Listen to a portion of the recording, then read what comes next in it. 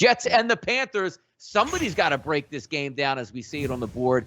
And I don't know how much fun you're going to have with this football game. I don't know how many gamblers out here, Kyle, that are just going to be going, setting the world on fire, saying, what, this is the game that I circled to try to get after. Zach Wilson and Sam Darnold, opens up at -4 in the offseason. Now we're seeing some 5.5s out here because nobody wants to trust the Jets. But now all of a sudden we're trusting the Carolina Panthers right out of the bat with Darnold at quarterback, 45.5.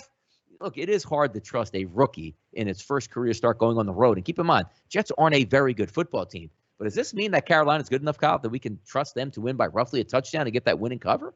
Look, this is probably going to be my quickest cap of the entire week on every show. Stay the hell away from this game. You really want to take Sam Darnold as a 5-point favorite? Okay, I've got some magic beans to sell you. You want to take? But they should score on this Jets team, though. They should, yes. Both should score. But I don't know what the hell these offenses are going to look like. Carolina, Christian McCaffrey back, of course. They lose Curtis Samuel. Now you have Sam Darnold.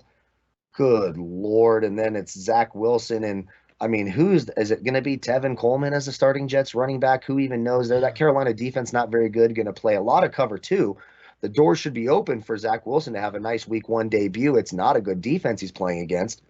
But there's just no talent anywhere. I want nothing to do with either of these teams. I wouldn't touch this game with a 10-foot pole. There is no way in God's green earth, in hell, wherever you want to go, that I am going to lay points with Sam Darnold as my quarterback. It's just not going to happen.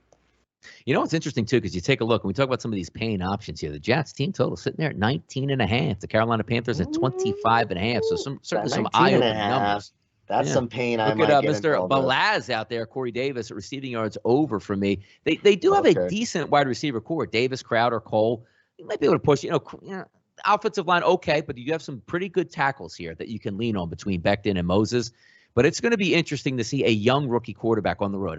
The streets aren't paved with gold because of people betting on rookie quarterbacks heading out into the road, during the season. And we'll see where that one lines up. But again, when you're betting team totals, you don't need them to win the football game. Just need them to move the football and look a little bit interesting. But one of those games, you're right. We don't have to spend too much amount of time on that because why?